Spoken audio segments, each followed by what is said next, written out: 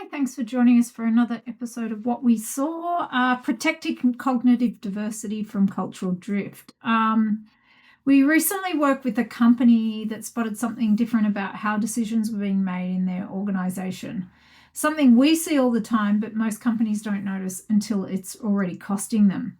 When they mapped out their decision styles across their business, the pattern was clear. Their executive team were mostly achievers, and so were their department heads. 11 teams, the same story. But then when they looked deeper, their junior and mid-level staff were completely different. A healthy spread of cognitive diversity. Visionaries, innovators, analyzers, and collaborators.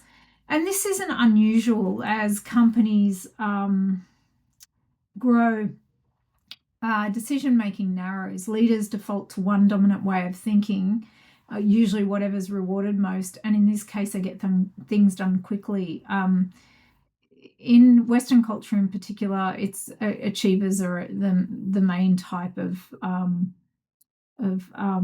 decision archetype. And as we know in companies, whatever people can start with diversity down the bottom, and it becomes more whoever's at the top. That's what people mimic. And why this matters is any sameness means that you're more prone to blind spots. Your decisions are less robust. There's so many different outcomes that we've talked about in different blogs and things like that. So it is really important. So why it happens, we also talked about this in our last blog: social bias, information bias, and capacity bias. The different biases that come into play when decision making. So this organization was great. They were interested in how they could stop that migration from that diversity, cognitive diversity in their juniors into when they become, as they stay in the company and watching what the leadership does. So we came up with 5 ways to protect your cognitive diversity. Map it. Don't assume that you know your decision DNA. Talk about it. Make it part of the narrative and help people give language around it.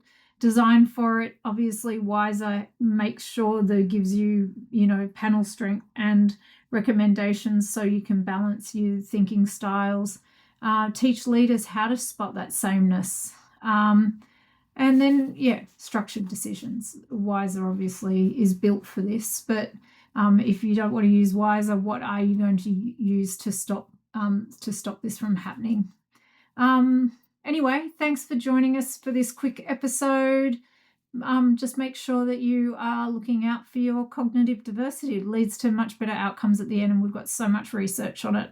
Just take a deep dive into our resources. Thanks.